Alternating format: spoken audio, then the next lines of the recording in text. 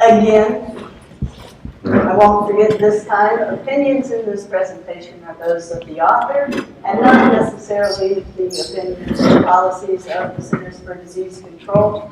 Mention of a product or a company does not constitute an endorsement of said product or company. You can tell my boss. I fulfilled my requirements. So I'm going to focus on surveillance, and I'm going to focus on how do you take some of that information and make it usable to hopefully come up with some sort of trigger point or to get you thinking along those lines. The first thing, of course, you have to do is you have to define your purpose, and I mentioned this earlier today. Why are you out there controlling mosquitoes? What's the mission of your organization? And then on the backdrop of that mission, if you have an epidemic year or if you see, if you're surveying and your thresholds for treating for Culex mosquitoes to try and keep their population down, it may be one thing if there's no virus transmission that's been detected in a particular year, but it may be much lower if there is virus activity in the area as well. So thresholds, depending on the year and what you're seeing, may actually be a little bit fluid. So again, you also have to know your mosquitoes, and gave an excellent talk about mosquitoes, mosquito biology, pulling in specifics about Culex. And if nothing else, I hope you go home today with an appreciation that different mosquitoes, different species of mosquitoes are as different from each other as different species of birds are from each other. And so depending on the focus of your mission and what you're surveying for, you may have multiple missions out there. You may be doing more nuisance control, which this CDC light trap here is probably the best general purpose mosquito trap out there. It samples host-seeking mosquitoes, and you will catch a wide variety of mosquitoes in there. You will catch a lot of your floodwater mosquitoes in a CO2-baited trap, whereas this gravid trap is really rather specific to Culex mosquitoes, particularly Culex quinquefasciatus. So for West Nile virus surveillance, if you could only put one trap out there and that were your mission, this would probably be your trap of choice. This will catch some adult Culex quinquefasciatus, but it's not that efficient for Culex quinquefasciatus. It's actually much more efficient for some of those floodwater species out there.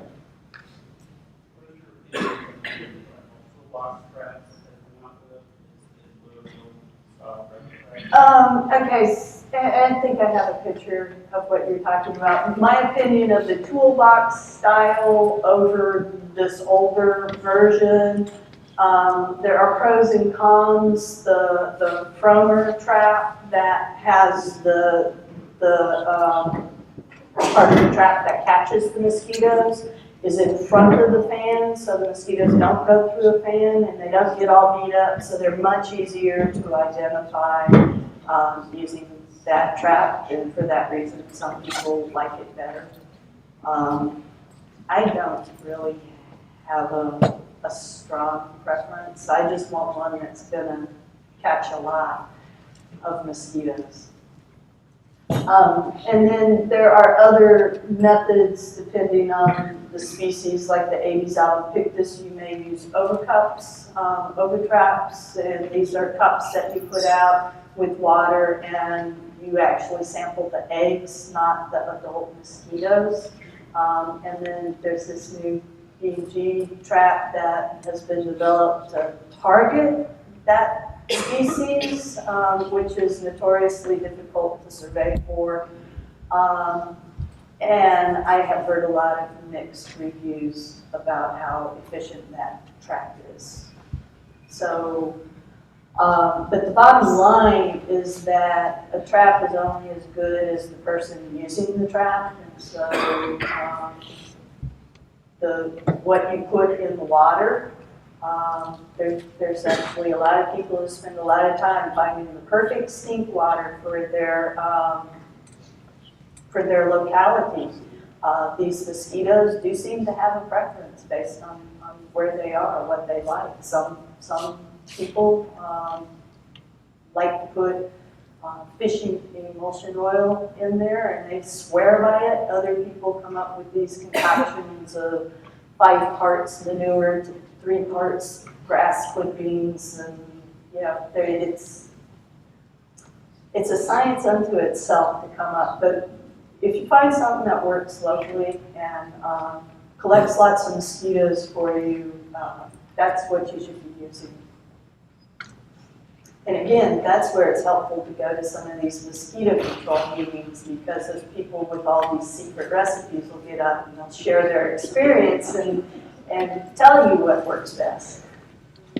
So the thing about surveillance for any arboviral disease, but I'm going to focus mostly on West Nile virus disease, is that the intent of it is to prevent disease in the first place. So you have, this is an epigraph of the illness onset by CDC week and the number of cases, and this is what the epidemic curve of West Nile virus or St. Louis encephalitis might look like. And the goal of the surveillance is to look at what's going on in the environment and try and predict disease so that you can do an intervention early and prevent disease from occurring. And I'm just throwing this in here again just as a reminder to everybody that it's a very complex cycle that's going on in nature. And again, I'm referring to Gabe's talk. He gave a very excellent discussion about the bird portion and the bird-mosquito interactions, and then from the control perspective, the life cycle of the mosquito is incredibly important, because that's what we have to work with. We can't go out and control birds. Not that we would want to go control birds. But really, for disease transmission, this is the place that we have to work with for West Nile virus. And when you detect West Nile virus amplification in the environment, really, this is the primary target to interrupt that transmission. But down here, the larval control is very important as well. So again, the goal is to not see epidemic curves like this, but to manage the mosquito population so that you have a dampening effect on the epidemic curves that are out there. And the best way to do that is with a full season program, so that you're doing surveillance, you're doing it early on, you're doing source reduction and larval control so that your vector population remains low, so that you don't get explosive amplification in the birds and you don't get spillover into humans. But then when you do see signs of that, if you start to see signs of amplification and spillover into the humans, then you really want to get aggressive and get rid of those infected adult mosquitoes that are on the wing. Those are the ones that are transmitting the virus. That's not the time to start larval control. Larval control should be going on back in here, early on in the season, so that you have a situation like this where you don't see a lot of disease transmission.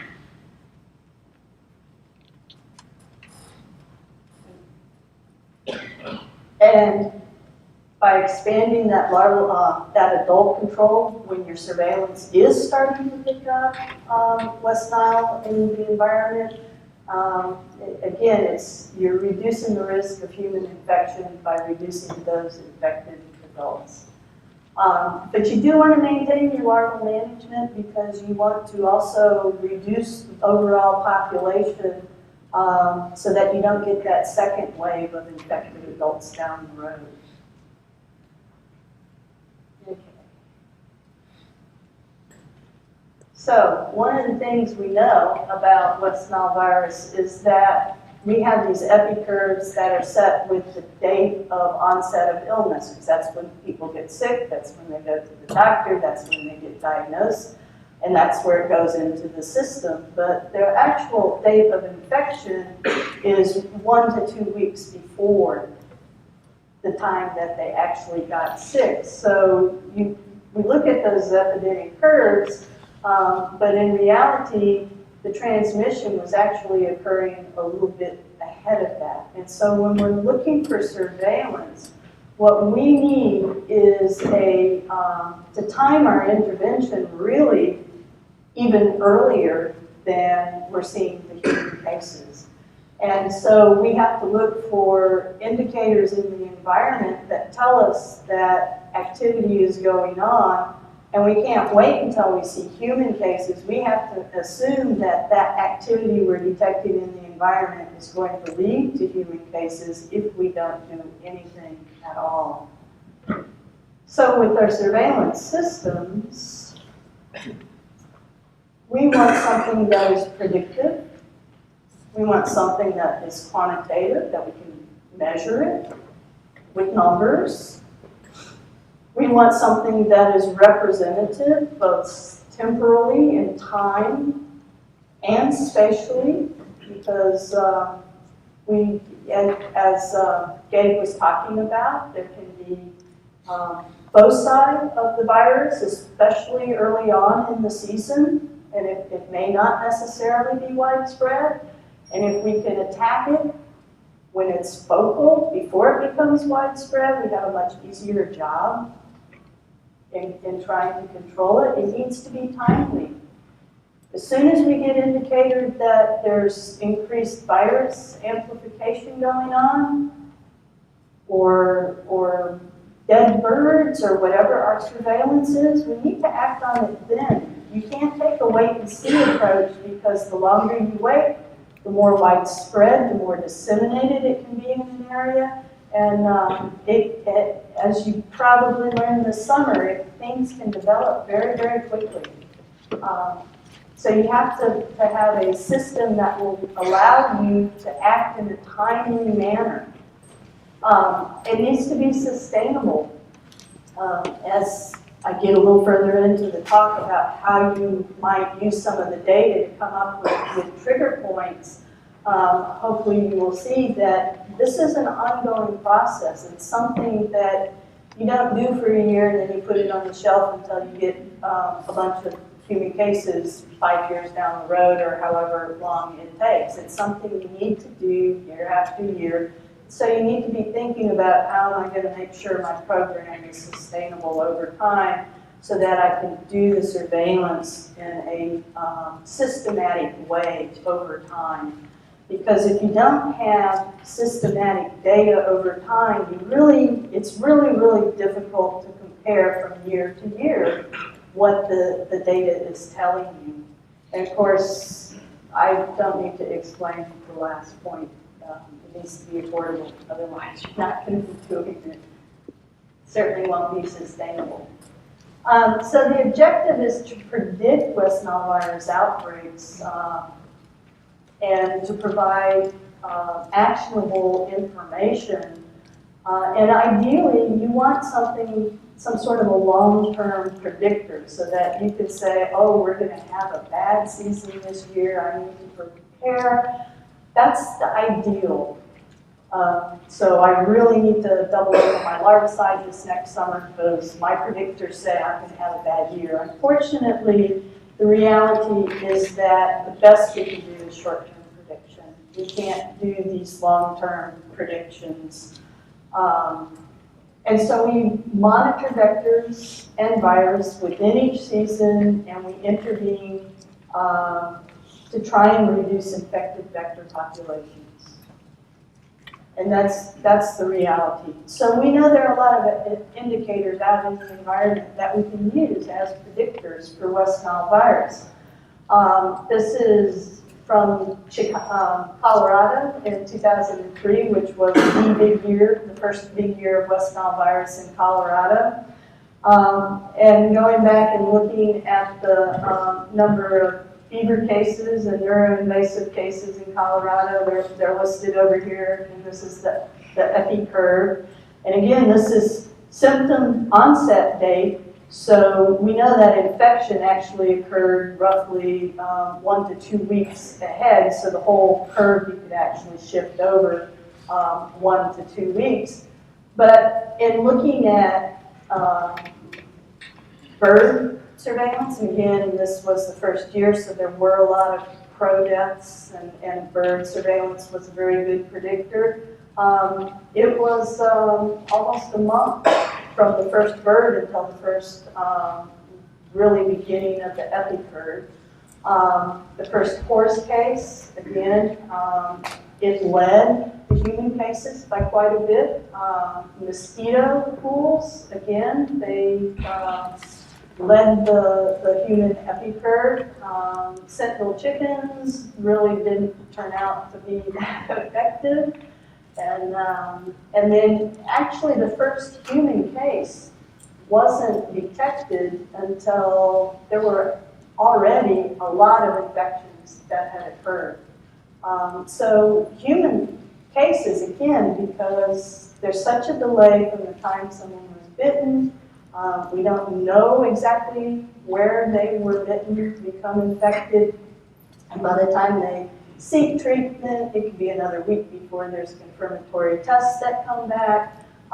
So by the time you're starting to see human cases, you're actually quite a bit behind the curve. It's almost like if you wait for human cases, it's like locking your car after somebody's already stolen your sound system.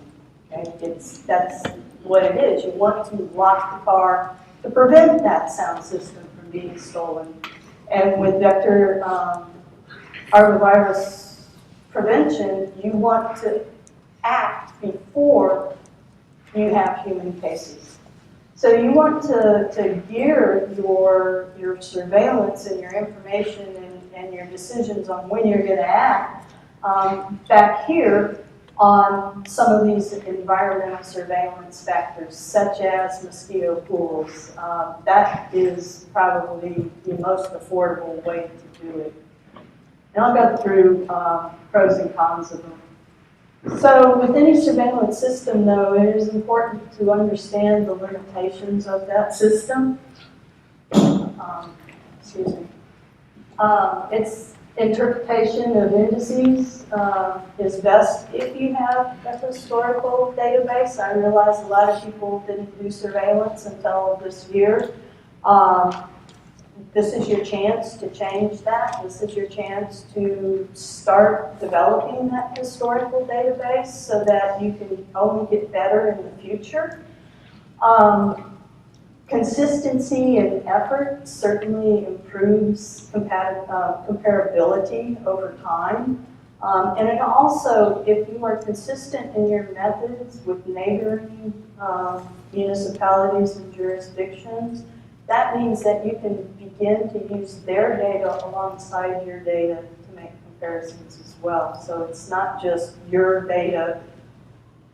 When it comes to vector control, mosquitoes do not respect boundaries, property lines, political boundaries, and so sharing data is a great way to pool resources.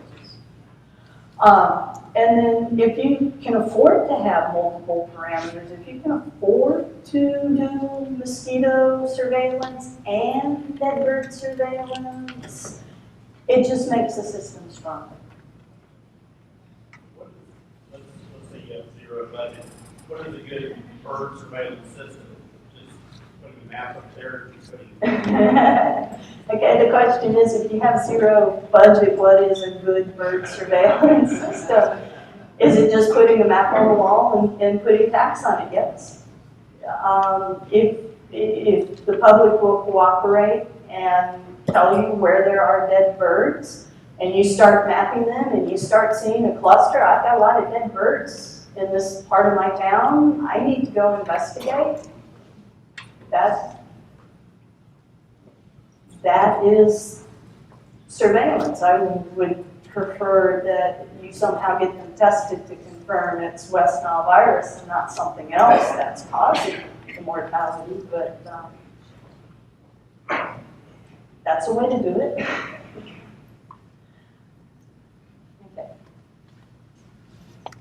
So, speaking of wild bird surveillance, so some of the surveillance systems that are out there and have been used. Wild bird surveillance, dead birds, are a good indicator. Early on, they were, I think, a better indicator. Basically, you collect information on birds that have died of West Nile virus, which means going out and collecting the birds, sending them in somewhere to get them tested.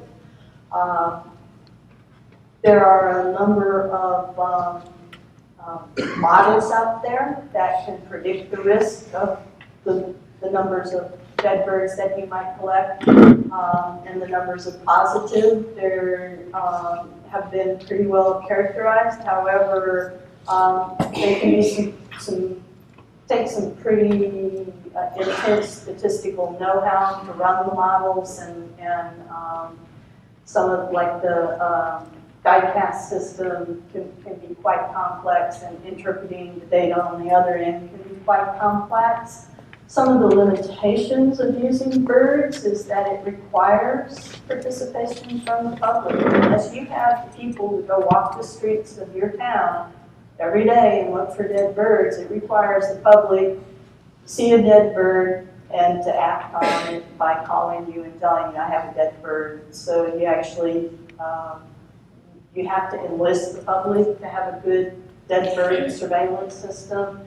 The sampling effort is not quantifiable or controllable because it's relying on people to call in. So it's not like you can count the numbers of pools that are tested or control any of that. It's kind of a hit and miss and passive surveillance. And again, the computation for the models to get meaningful predictive information out of it can be quite complex. Sentinel chicken surveillance indicators, putting flocks of chickens out and periodically collecting blood from those chickens and getting it tested for the presence of virus. Again, as we learned earlier, chickens aren't particularly very right-brainy with the virus. So early on, some of the serology tests that would have been used to detect the virus were not really that sensitive on testing chickens. But you can figure out, say, you've got 10 flocks out there and 2 of them are positive, so you can start to calculate some numbers of percent of flocks that might be positive, or the percent of birds that are seroconverting, and that can give you information about how intense the virus activity is. So if you have lots of birds seroconvert, and that tells you that you have more virus activity than if you just have 1 or 2 birds that are seroconverting. And again, the limitations is it's pretty restricted to, in most places, only have a few flocks because it is expensive to maintain chickens and to collect and test them. And usually those flocks are placed in more rural areas, and we know this is a very urban disease. There can be ordinances against having flocks of chickens in towns. And there's quite a bit of lag time for the chicken to be bitten by a mosquito, for you to go collect blood on that mosquito. It could be So they can be bitten, it can be a week before you get out to collect the blood, it can be another week before you get the blood tested and get the results, and so there can be quite a bit of lag time. And as we saw with the Colorado data, chickens weren't particularly that effective as a predictor of human disease. So mosquito-based surveillance, this is probably the workhorse of arbovirus surveillance. There's a lot of different things you can do with your mosquito information, and I'll talk about them. You can look at the abundance, how many mosquitoes are actually out there, so you can measure risk based on just sheer numbers of mosquitoes. If you have lots and lots of mosquitoes, then there's more probability that an infected one might bite someone.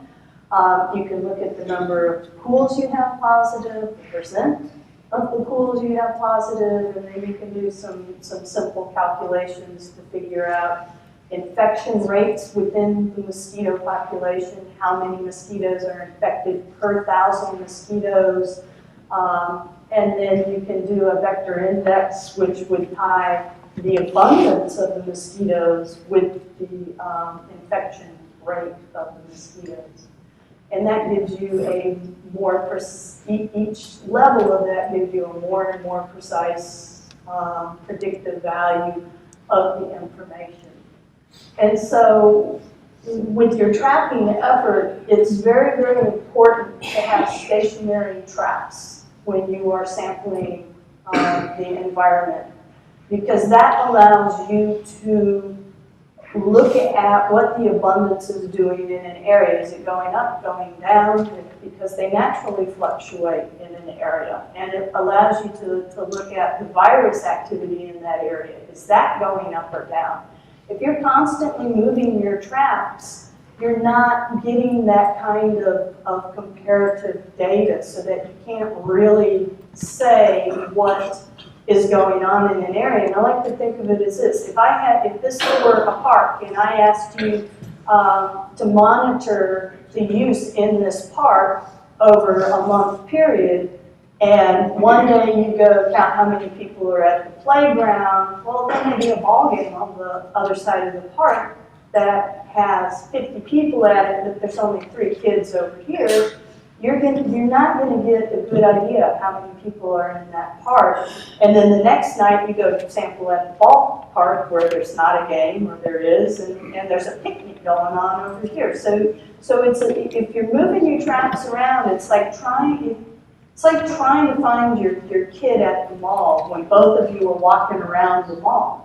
You know, one of you needs to stay still so the other one eventually walks in front of you.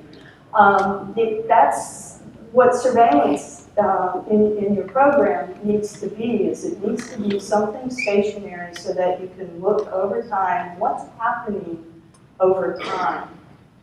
But you can supplement with ad hoc tracks. You know, if you feel that there's something going on and it's not by one of your sentinel traps, you know, certainly supplement it with ad hoc traps. But the information that you need to set triggers, to really understand over time what's going on, is only going to come from stationary traps, because the data is comparable over time.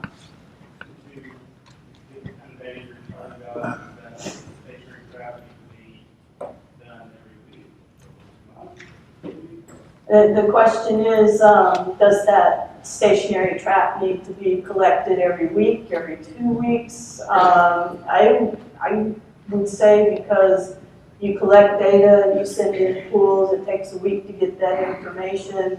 If you wait 2 weeks to sample that trap again, that's 3 weeks of time that you don't really have information coming out of that trap. So you do want to the extent possible, sample those traps on a weekly basis, and certainly during the historical peak transmission time. You probably get away with sampling every other week, you know, say in late April or May, but certainly from June to on, you want to try and visit those traps weekly. That's going to give you the best information. The more data points, the more traps you can do, the more often you can get to them, the more precise your estimates are going to be, and so the better predictive value you will have. So, arbovirus transmission and activity. The goal, again, is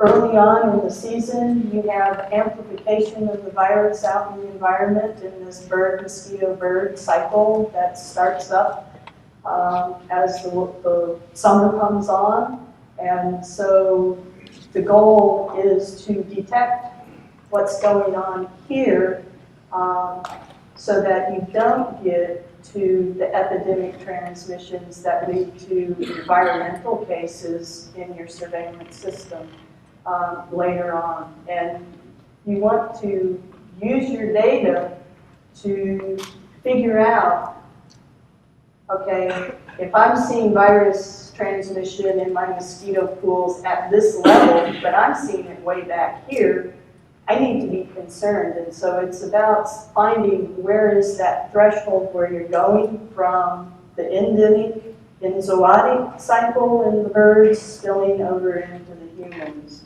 And at what level do you make control available? So risk is the bite of an infected mosquito. That's what we're looking at. That's where the virus gets into people.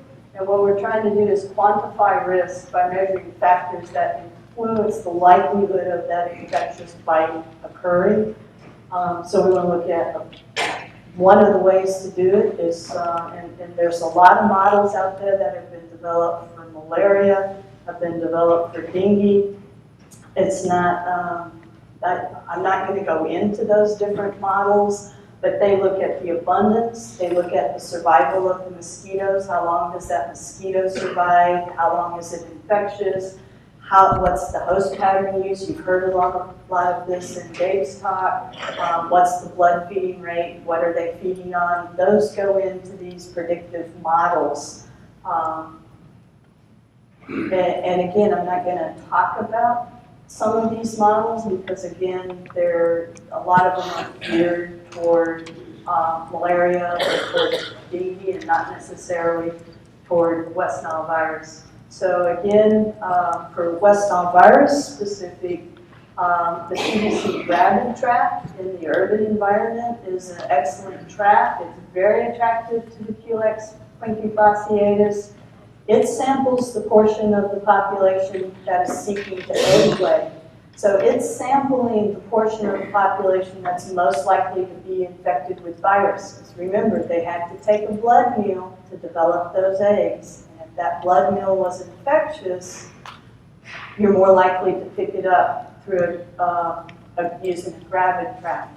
The light trap, that samples the population that's looking for a blood meal. So you're more hit and miss whether you're going to detect virus by using a light trap, because remember, this mosquito, there's new ones emerging every night, and after they emerge, the first thing they do is they go look for a blood meal. And so you may be picking up a lot of young, uninfected mosquitoes that may be diluting your sample just because of their age, and so it might not.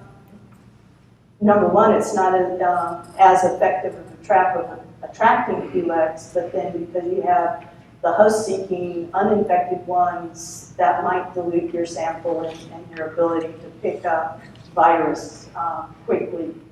But a good thing about the CDC or CO2-baited light traps is that they also are excellent traps and really target Culex tarsalis, which you do have in this area. It's not particularly abundant, but this species, unlike the Culex quincunfasciatus, which doesn't move very far, can fly 20 miles in a night.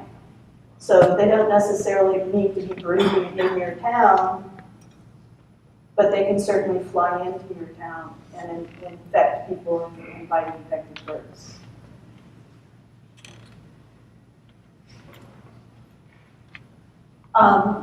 Larval surveillance, I do want to say just a few things about that. It's usually quantified as the number of larvae per dip, and you go out and you take a certain number of dips from a habitat, and then you would quantify what the average was, and then you might say if I'm getting 5 larvae per dip, I'm going to treat. If I'm getting less than 5, and don't quote me on these numbers, I'm throwing it out as an example, then you may not necessarily want to treat. One of the things a lot of programs don't do is they just count larvae per dip, and they're not trying to identify them. And so you could come across a pool in a riparian habitat along a stream loaded with mosquitoes, and they could all be a species called Culex teratans, which only feeds on amphibians and is not important in West Nile at all. And you wouldn't necessarily need to really treat that pool because it's not an issue for disease control. But most people, if they see larvae, they treat. And I mean, that's your call, whether you're going to initiate trying to do larval ID. It's a good idea. Most places will bring in a representative sample of larvae to get an idea of what species are out there and what is becoming more abundant as the summer progresses.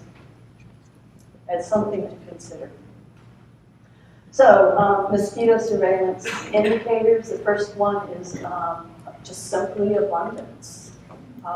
Some of the advantages is that we know risk is associated with abundance. The more mosquitoes that are out there, the more likely that infected mosquito is going to bite a human. And it also provides a measure of your integrated vector or your integrated mosquito management effectiveness, because if you go and trap and you have lots of mosquitoes and 100 per night or whatever per trap, and you decide you're going to spray, and you go back out the next night and there's 200 per trap, maybe I didn't have an effective spray. So it's a way of evaluating your control program and your control efforts, is just to look at the abundance, because when you treat, you would expect the numbers to go down. Some of the limitations is that you can have really high numbers of Culex quinquefasciatus with no virus. It just may not be amplifying in that bird cycle, and it just may be so low out there that you don't have infected mosquitoes. And outbreaks can occur when you have very low abundance, when you're catching very few mosquitoes. And I think a lot of people saw that this summer, that they had lots of virus activity, but not lots of mosquitoes. And then spatial representation really requires numerous trap sites because mosquitoes fly. So they could all emerge from, say that table was a pool, they could all emerge from there. And if I were a trap, I'd catch them, but the next night they've dispersed and they're still out there, but I'm not going to catch as many of them the next night. So you have to have a lot of repetitive, again, stationary traps to really get a feel for what the population is doing in the environment. I think the next level up is that you're sending pools in, getting them tested. Some of the advantages of just looking at the number of positive pools is it tells you that there's virus activity out there. But the limitation is that it has really limited comparative value unless you know the number of pools and the number of mosquitoes in the pools to tell you how intense that virus activity is. So it gives you an indication it's there, but it doesn't tell you is it a high risk or a low risk. It's just, it's there. And so did you test 50 pools? Did you test 5 pools?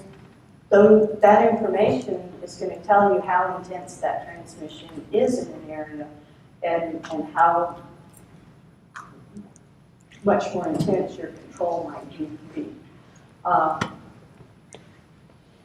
So you could also take the percent positive pools, that would be like the next level.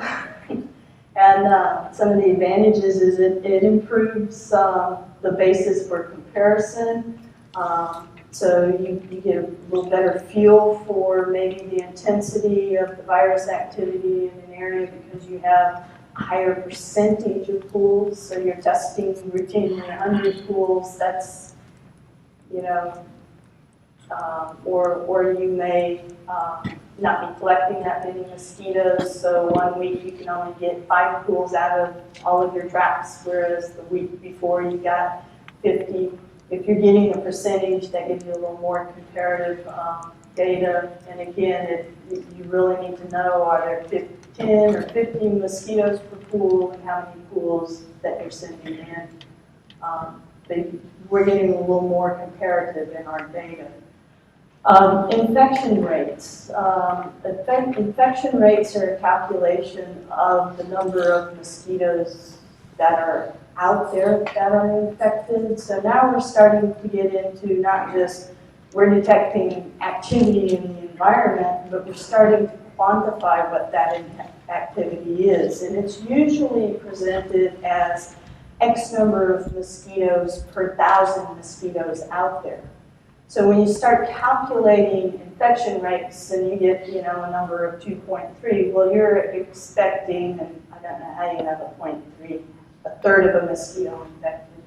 But that's getting into, for every 1,000 mosquitoes out there, you expect 2 of them to be infected. And so you could start to quantify a little bit better what the risk is. So it starts to provide an incidence of virus in the vector. And there's a couple of different ways that it can be done. The limitations is that at least for the minimum infection rate, that assumes 1 infected mosquito is in a pool. And so we know in high activity times during outbreaks, you can often have more than 1 infected mosquito in a pool of 50, and that doesn't account for that. So there's another calculation of a minimum infection rate and then a maximum likelihood estimate, which actually takes some statistics and it doesn't make the assumption it's 1 infected mosquito per pool, and I'll talk about those in just a second. But one of the things that infection rate allows you to do to have more comparable data that is not tied to having pool sizes that are identical. So you can start to have pool sizes, variable numbers of pools and variable sizes of those pools, but still have comparable data over time. Some of the limitations, though, is that some of the calculations are more complex, although there's some software I'll talk about that helps that out. And then sample size dependent. So again, the more specimens that you have tested, the more confidence you have in the number that you generate out of these calculations. And so the more trap sites, the more often you check those trap sites, it gives you more numbers so that your confidence intervals on these calculations are much smaller and you have better confidence that the numbers you get out at the back end are real. So the vector index is kind of the pinnacle of using these numbers or putting these numbers together. And it ties those infection rates with the numbers of mosquitoes that are out there. Because if you have very few mosquitoes and a high infection rate, the risk is different than if you have a very high infection rate with lots of mosquitoes out there. Because again, your risk is the risk of a person being bitten by an infected mosquito. And again, some of the limitations are very similar to the limitations on doing infection rates.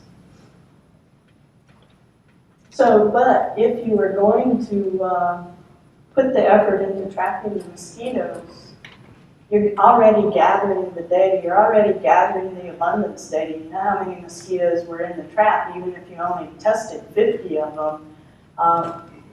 So you should already have that information, you just need to record it, and then you have everything, and it's really easy to do this vector index. And so I'm going to walk you through calculating something. So the minimum infection rate, again, it assumes one infected mosquito is in that pool, and you take the number of positive pools and the total number of specimens tested, that's the total number of mosquitoes in all of your pools, and you just divide the number of positive pools by that total number of mosquitoes, and it gives you a infection rate per, and you can do it per 1,000 or 10,000 mosquitoes, however you want to set it up. And so just a quick example, if you had 2,500 mosquitoes that you tested in 25 pools and 2 of them were positive, you just calculate a proportion of that is infected, which would be 0.0008, and then you divide that by 1,000 to tell you, or multiply it by 1,000 to figure out what the infection rate is per 1,000 mosquitoes. Okay, so it's actually a really easy calculation to do. The maximum likelihood estimate is actually a pretty complex statistic, and it does a lot of iterations before it comes up with the number. It does not require an assumption of one mosquito per pool, so it doesn't assume that, which is often, again, violated by high infection rates in an area. So you can often have 2 or 3 infected mosquitoes in a pool, especially in very intense transmission scenarios. Calculation using different pool sizes is complex, iterative, it requires a computer. However, I have a fix for that, is that there's an Excel add-in that computes MLEs. It also computes just infection rates, and a 95% confidence interval, and it's available for free from the CDC webpage. If you just Google infection rate software and CDC, this page will pull up, and you just click on here and download it as a zip file, and then you unzip it and put it in Excel, and it's an add-in, and it's really easy to use, and the instructions are on the web page on how to do it. And if you have problems, I think there's it tells you who to call to help walk you through it. Okay, and this is the web page that it is found at, if you don't want to use Google. Everybody, you done writing that down, baby? Okay. And so this is what you do with your data. You have your pools, you have identified your species, the total number of mosquitoes in the pool, and then the test results, either as a 0 is negative or a 1 is positive. Very minimal data keeping in Excel. And then you click on add-ins and you click on the pool infection rate, and I think it pulls up, so it tells you the group, so you can sort it out by species. And in this example, I actually have 2 different species, Pipiens and Tarsalis.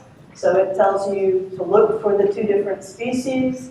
It tells you the pool size, so that would be this column here, the total number of mosquitoes in the pool, and you just highlight that column.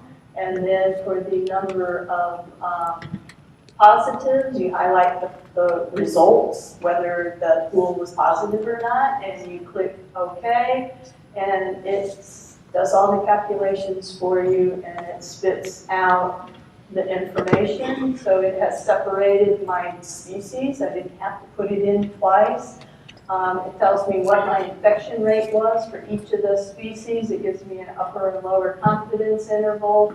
The scale is per 1,000 mosquitoes. You can change that. You can tell it to calculate for 10,000 mosquitoes or 500 mosquitoes. So you can change that, and then it tells you some information about how it arrived at that number. And then it also gives you some summary statistics, how many pools went into this calculation. So I had 20 pools for pipiens and 20 for tarsalis, so it counts them for you.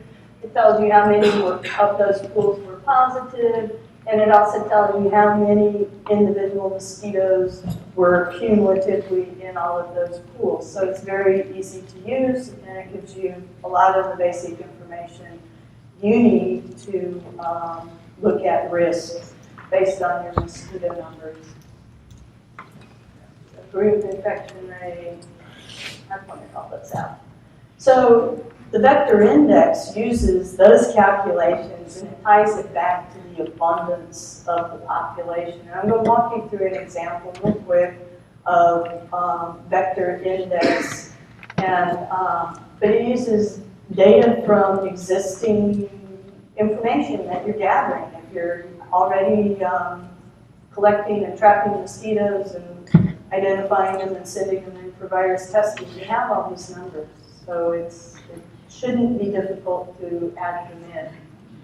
That vector index basically takes the population density, which is in, and I'm not going to make you learn or do any math, but I do want to explain that it takes the number of mosquitoes or the abundance of mosquitoes, the number collected per trap night. So that's how you figure out how many mosquitoes are out there. It takes the infection rate, which is calculated as a vector infection rate or an MLE, and it takes the proportion infected. So you did have to do one little calculation in there because before we took the number per 1,000. Well, you just want to know the proportion, so you have to divide everything by 1,000, if that's your unit. And then you can take your vector index for different vectors and it's additive. So you can look at the vector index for one species and add it to the second species that is out there as well. So let's walk through that real quick. Forget all that. So let's calculate mosquito density. I have 6 traps out there. And for each species, this is the number of mosquitoes that I trapped. So I just add that column up and then I divide it by the number of traps, and that tells me the average number of mosquitoes per trap night. Okay, so that's how I get my abundance. Then I calculate the infection rates, and again, if I were to, I use the add-in, I don't do it in my head or anything, but you have information on your number in the pools and the number of positives, and this is for Culex tarsalis. And so it calculates and you get this infection rate, and then you get your confidence intervals on that. And then you can do it for Culex pipiens, okay? You're in an area that has both species, so they may both be important. And so you calculate the infection rate for the pipiens, okay? So you have your average per trap night, you have your proportion infected, and then you have your vector index for the individual species, and you calculate that simply by multiplying the average per trap night by the proportion infected. That gives you your vector index for each species, and you just add the two together, and that gives you your overall vector index, or your risk. So an example, and this is from Fort Collins, Colorado, where we did a lot of work on this early on in 2002. So this is Fort Collins. This is the number of trap sites that we had. We ran CO2-baited light traps and gravid traps, and processed them, identified them, sent them in for testing on a weekly basis. It was all done by a contracting company, Colorado Mosquito Control. So we identified the species and sex and counted them, sent them. We did virus testing for them. We had Culex tarsalis and Pythians there, so we determined the abundance, tested the pools by using RT-PCR, and then we calculated infection rates for Culex tarsalis using the light trap pools because they're attracted to the light traps, and then we used gravid traps and light trap pools for the Culex Pythians because we did those in both types of trap. So if we look at the vector density of each of these species in 2003, we catch a lot more tarsalis than we do Pythians per week. And if you look at the infection rate, and this is the proportion, not the actual infection rate per 1,000 mosquitoes, you can see that even though we caught a lot more Culex tarsalis, the infection rates were lower overall than the infection rates for the Pythians. However, when you calculate the vector index, which combines the infection rate with the numbers of mosquitoes, they actually evened out. And so our risk of an infected bite from each of the species actually turns out to be pretty much equal. And then if you add them together, you get an overall vector index over time for both of the species in the area. So you have a risk of one species or the other species biting you, and the risk overall of one or the other biting you is actually greater than either one of them by itself. All right, and so then you can take that vector index and you can overlay that on the numbers of cases that we saw in humans that year, and you can see that that vector index actually preceded cases and predicted cases, maybe not as well as we would have liked, but and I believe that this is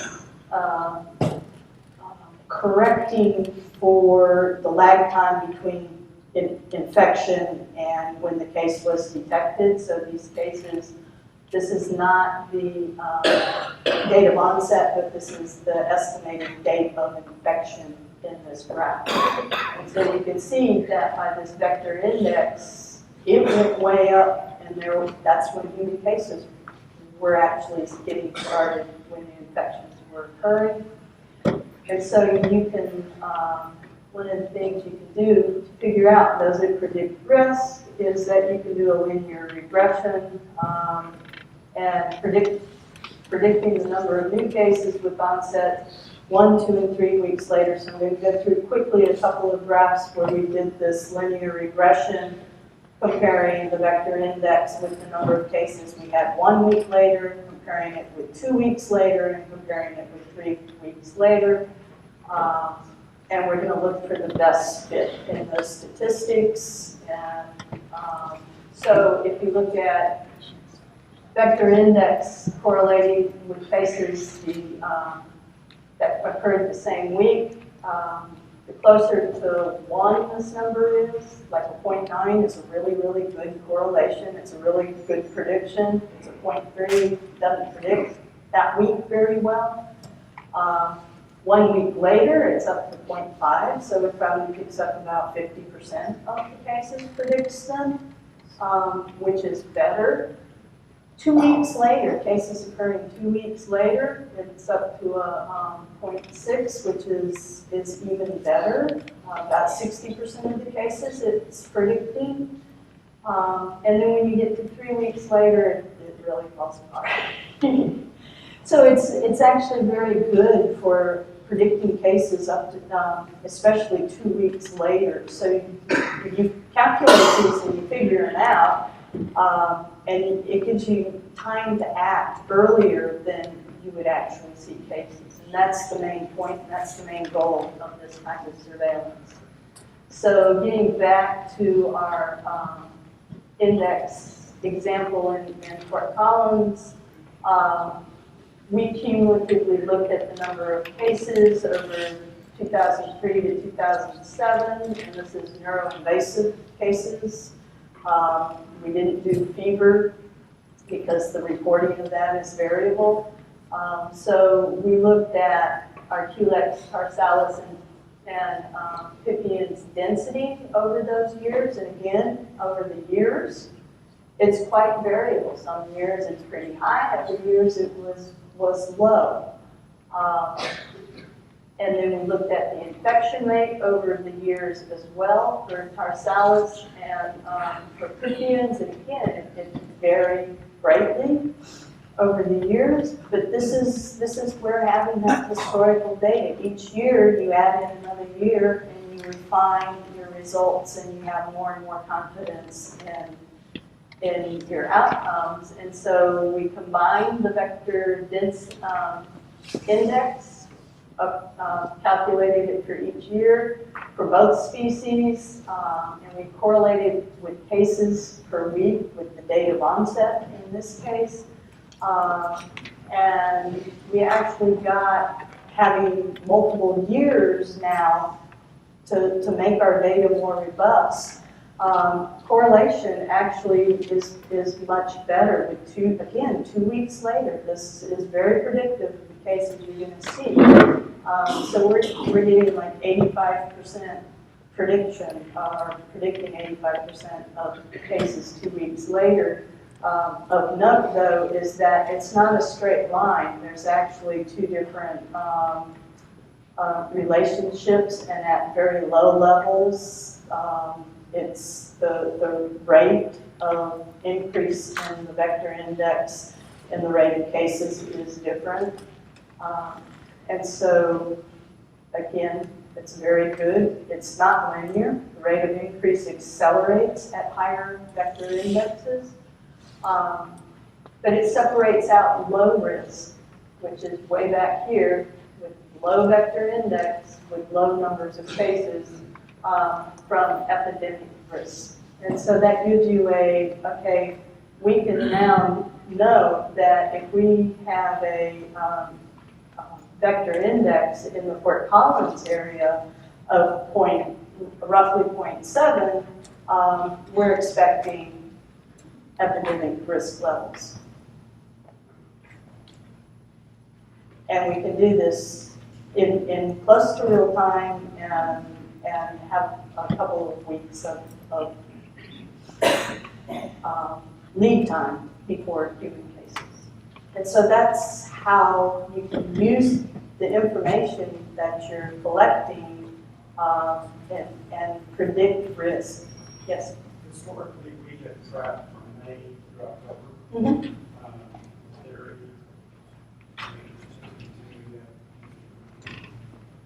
And the question is, historically,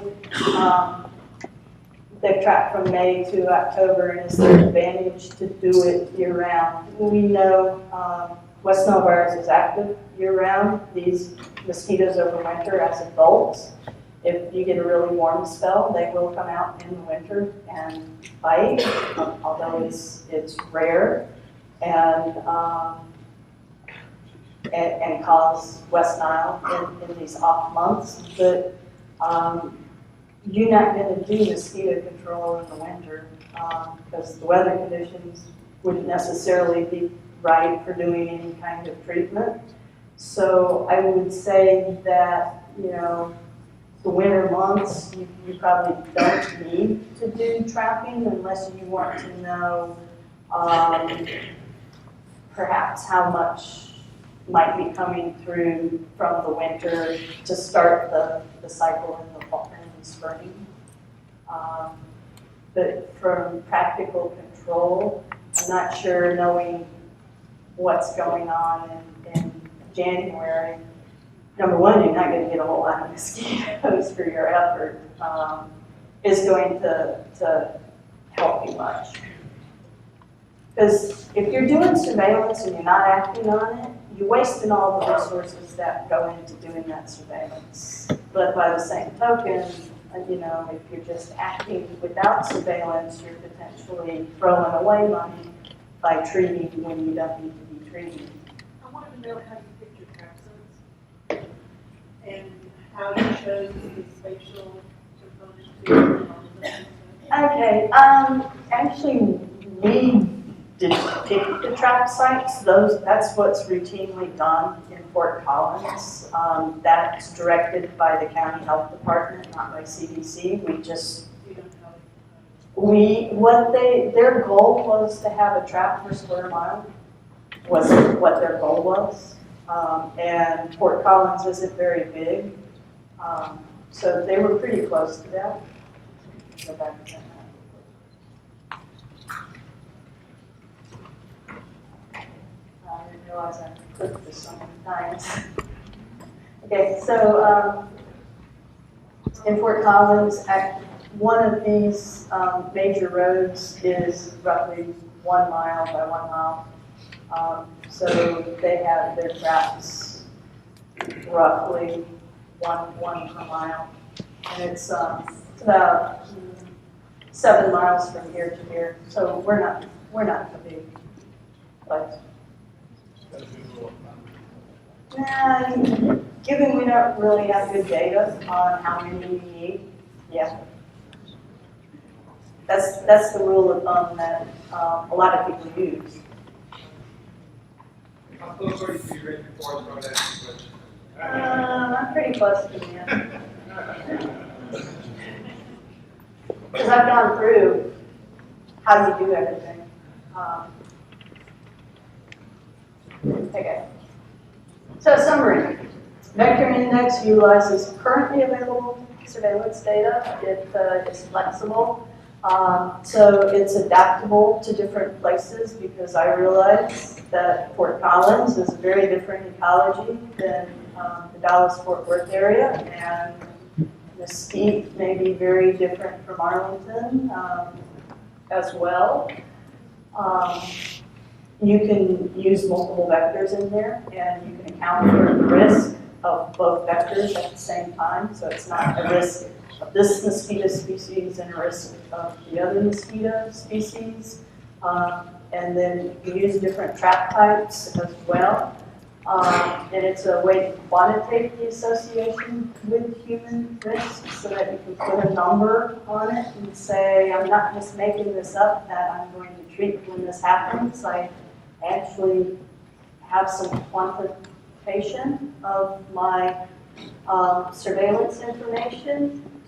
So we feel it's a very valuable operational surveillance tool. And again, it ties together that abundance of the mosquitoes with the amount of infection in our numbers of infected mosquitoes in there.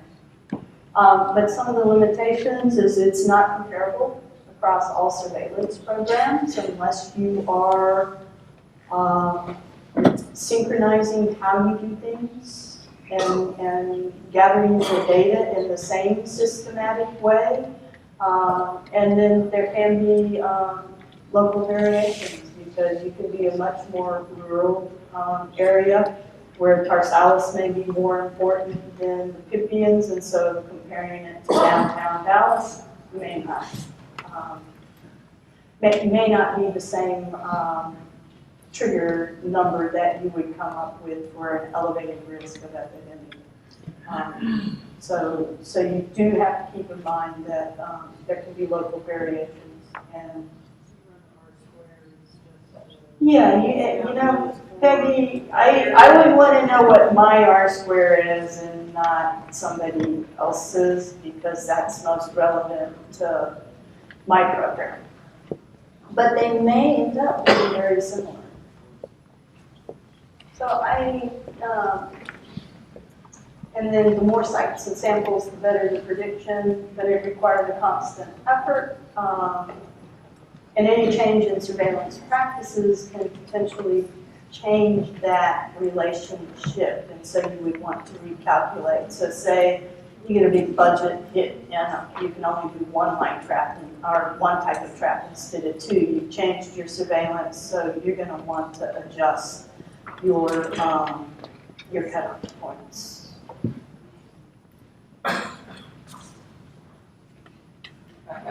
I can't resist.